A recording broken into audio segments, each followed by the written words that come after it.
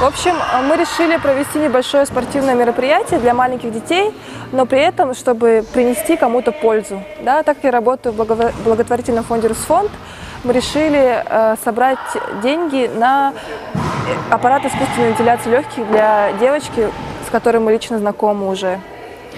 Вот.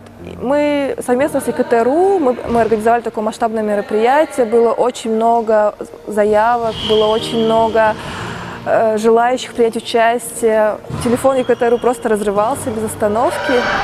Вот. Ну и сегодня мы его, соответственно, провели. Но мы как-то немножко хотели показать, что в спорте могут быть не только взрослые, да, а что с детства уже можно приучать детей к соревнованиям. Они побегали, поползали, получили много позитивного настроения. Вот, как-то так. Ну, думаю, что, в принципе, в первый раз проходит, думаю, что получилось. Дети делились на 4 категории. 2 категории были дети ползали, это категория от 6 месяцев до 2 лет. И 2 категории бегали, дети бегали от 1 года до 3 лет. То есть каждый в своей категории соревновался, бегал, все учитывалось в настоящих соревнованиях. Конечно же, самое большое спасибо это нашим партнерам ИКТ.ру. Без них мы бы не смогли бы ни собрать всех детей, ни собрать заявки, а нас бы не так широко узнали.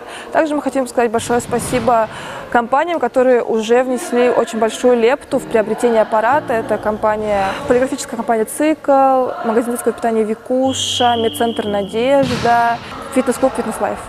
Также мы хотели бы очень поблагодарить людей, которые предоставили нам призы. Специализированный магазин «Лего», магазин «Дети игрушки ИКТ».